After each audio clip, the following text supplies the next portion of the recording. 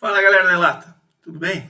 Estamos aqui, vamos gravar mais um episódio aqui bíblico. Vamos falar algum assunto aqui interessante.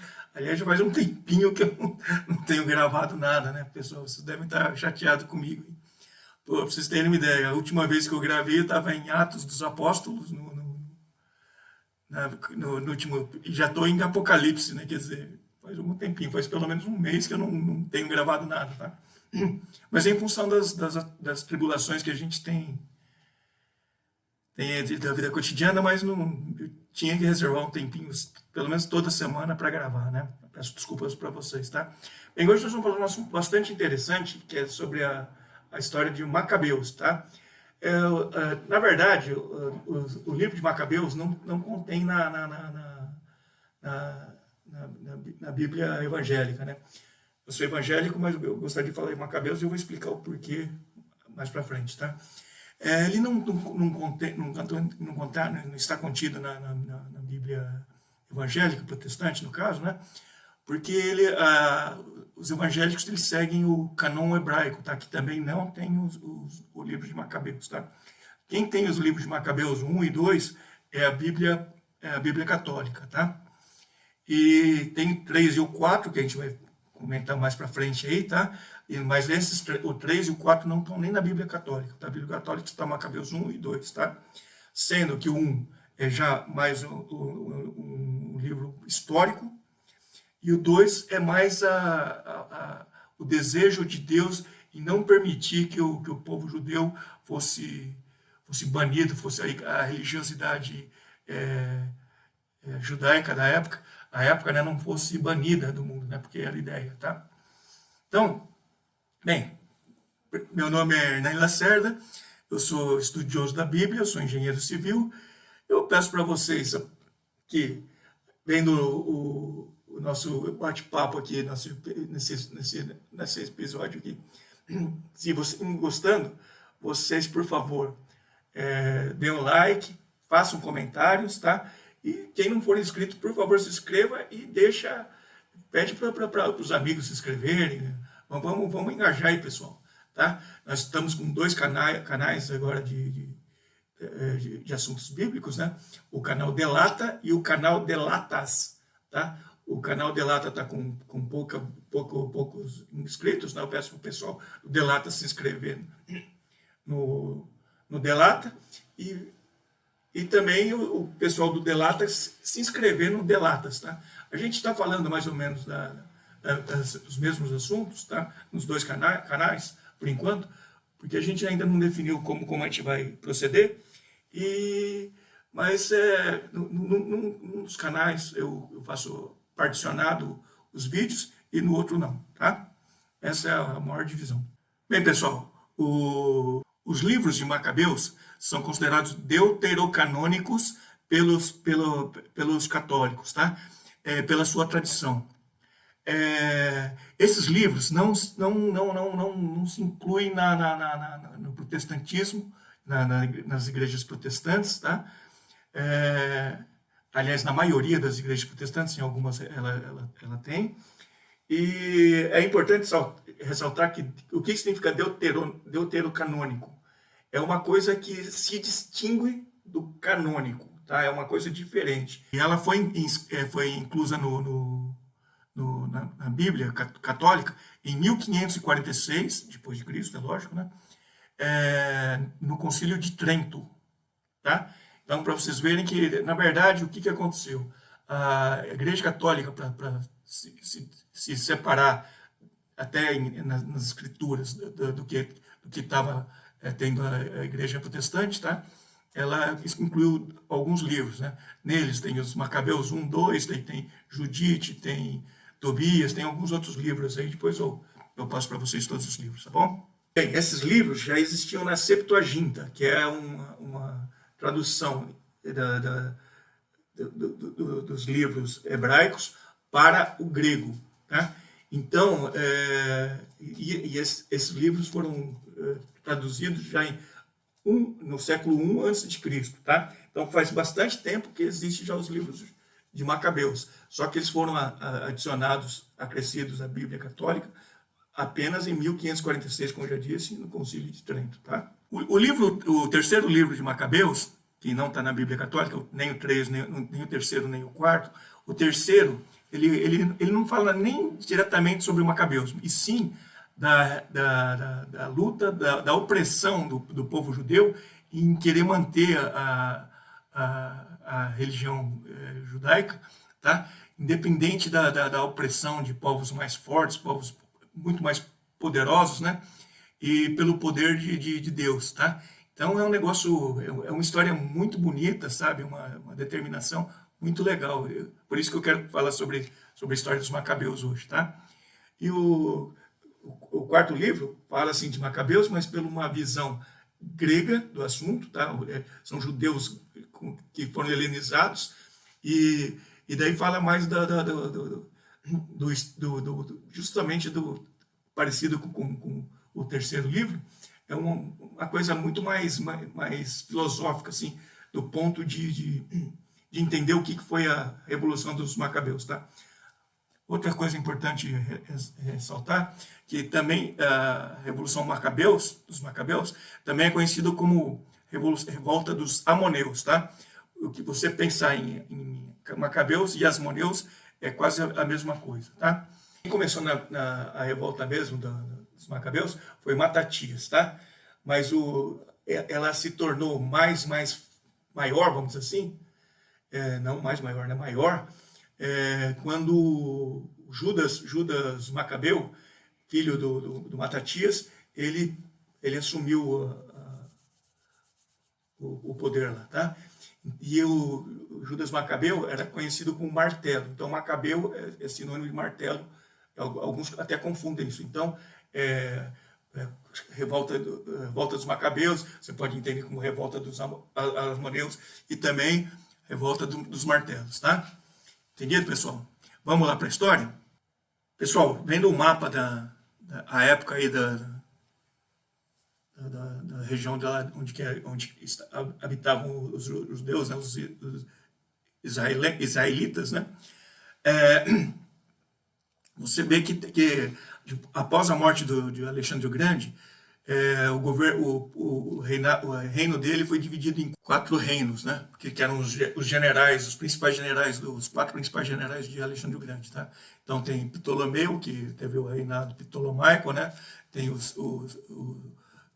Seleuco, que tem o reinado Seleucida, tá? E só nós vamos... Tem os outros dois que eu nem vou comentar, porque o que a gente vai focar mais é no reinado Seleucida, tá? O que acontecia também à época, tá? Os gregos, quando eles dominavam algum país, algum povo, eles exerciam, eles queriam, exigiam que a cultura deles, eles helenizavam os povos.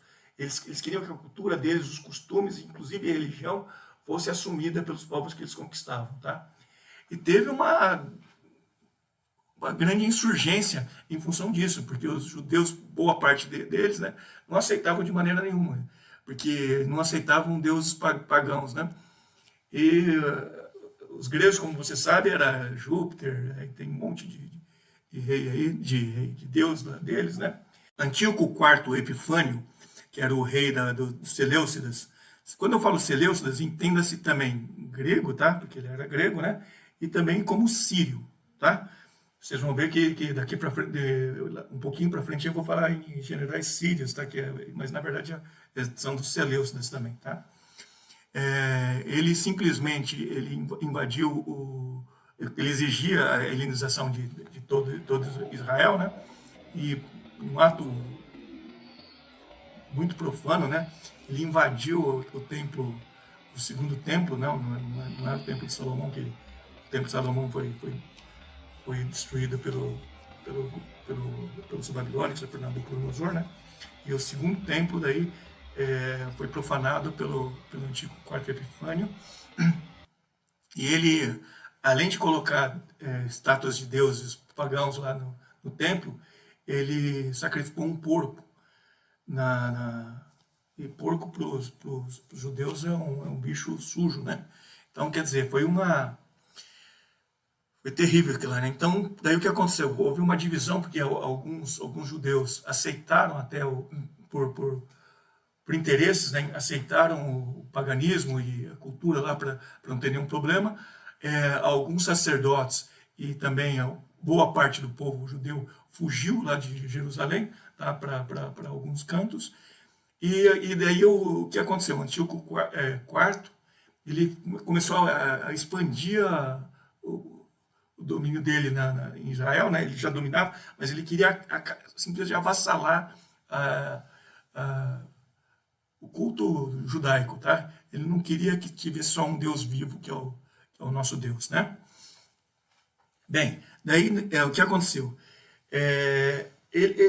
Uma das tropas de Antíoco IV foi para Modim, que é uma cidade, um vilarejo próximo a Jerusalém, tá? Lá tinha o profeta Matatias, que vai começar a revolta dos Macabeus. O que aconteceu? O general que estava lá à frente, lá a tropa lá, ele exigiu que fosse feito sacrifícios para os deuses gregos e levou um porco lá. Não, na hora que já levou, um outro sacerdote já quis fazer o culto já sacrificando porco e fazendo culto a um deus pagão. Antes disso, Matatias, vendo essa abominação, né, pegou a espada dele e matou o outro sacerdote, tá? Nisso, daí começou o Matatias e o Matatias já era velho de idade nessa época, tá? Sabe que os judeus geralmente são bravos para Deus, né? E ele já foi para cima dos outros soldados lá, né? Quando os filhos dele viram isso, também foram para cima, e também a galera toda judaica lá foi todo mundo para... E acabaram expulsando os sírios, né, os seleucidas, lá de Modim, né? Só que esse expulsar é um negócio meio perigoso, porque o que aconteceu? Na noite, naquela noite, o pessoal de Matatias, lá, ele conversou com o pessoal, eles fugiram de lá, porque eles sabiam que o Antíoco IV ia mandar tropas muito mais fortes e iam simplesmente acabar com a rebelião lá. Então, essa rebelião começou em 167 a.C., justamente por Matatias, tá? Mas na revolta dos Macabeus, a figura mais importante é Judas Macabeu, tá? Ele fazia... a estratégia dele era fazer batalhas tipo guerrilhas, tá? Então ele chegava, ia invadindo, e pouco a pouco ele ia assumindo pedaços pegando de volta parte de Israel, né? Judas Macabeu, pouco a pouco, foi dominando o território de Israel lá, retomando, né, na verdade, com tipo guerrilhas, né? Então ele ia tomando e conforme ele ia tomando lá, o povo ficava admirado com ele, o próprio povo judeu, então se integrava à força dele. Então ele foi crescendo e chegou até um ponto que ele enfrentou o general sírio, o Lisias, tá?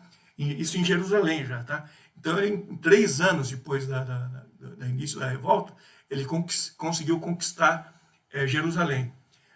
E nisso daí acabaram-se os cultos pagãos, né, no templo lá de Jerusalém, e também voltou tudo como era antes. Então voltou-se a determinação, a resiliência de Judas Macabeu foi muito importante para a manutenção da religião judaica em Israel, tá? Porque se não fosse a revolta dos Macabeus, eu acho que não tinha muita gente conversando sobre esse assunto aqui hoje não, tá? É importante que essa vitória de Macabeus foi em 164 a.C. e foi em dezembro, que é a época que o povo judeu até hoje celebra a data do Hanukkah, que eles chamam que é a retomada da cidade de Jerusalém, tá? Então vocês veem que Judas teve uma importância muito grande na história de Israel, só que ele não é falado nem na Bíblia judaica e muito menos nas Bíblias protestantes, tá? Mas quanto livro histórico, eu sou protestante também, eu sou da congregação, né? Mas quanto livro histórico, eu acho muito importante de entender a história, tá? E principalmente pela resiliência de Judas, de todos os macabeus que eu vou falar na sequência aqui, os irmãos dele, tá? Em 163 a.C., Lisias, o general, né, que perdeu Jerusalém para o Judas Macabeu, ele tenta retomar Jerusalém. Por sorte, e para sorte de Judas, Lisias realmente ia retomar, né? Mas começou a ter um problema na parte ocidental, lá que tava tendo muita invasão romana já na época, né? Então Lisias teve que ir para o fronte para impedir o avanço dos romanos, tá? E daí, nesse tempo, ele fez um acordo com Judas de não agressão, ninguém agredia. Judas concordou, tá? Inclusive, daí ele começou a ter pessoas da civilização dos Seleucidas lá,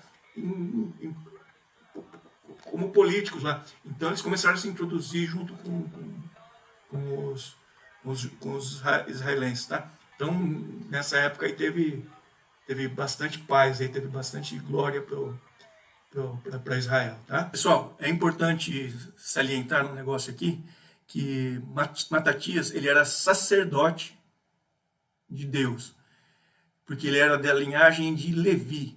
Ele era descendente, ele é Levi, depois Miriam, né, que é a irmã de Arão, tá? Então ele é descendente de Miriam, né? Então ele não é sumo sacerdote, tá? Porque o sumo sacerdote é o cara que comandava o Israel lá, que eram os sacerdotes, os mais importantes, né? Aí nesse você vê Eli, você vê um monte de sacerdote aí, Natã, tá? Tudo descendência de Arão, tá? Mas Matatias não era, e muito menos os filhos dele, né? E Jonatas, que é irmão do Judas, foi proclamado pelo Judas como sumo sacerdote. E por que isso? E, na verdade, é um contrassenso. E quem era o sumo sacerdote à época era o Onias, tá? Só que Onias, com medo dos Seleucidas, ele fugiu para o Egito. Então não podia, como é que você ia ter um sumo sacerdote que era, na verdade, um fugitivo, tá? Então daí Judas Macabeu ele determinou que Jonatas seria o sumo sacerdote no governo dele, que era o irmão dele, tá? O Jonatas, tá? E acontece o seguinte, daí Judas morreu, certo?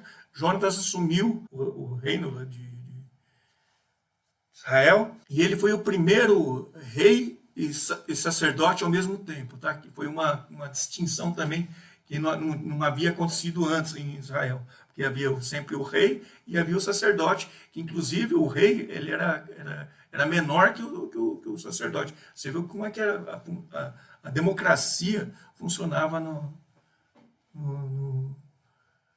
Israel, né? Nem o rei mandava tanto assim, entendeu?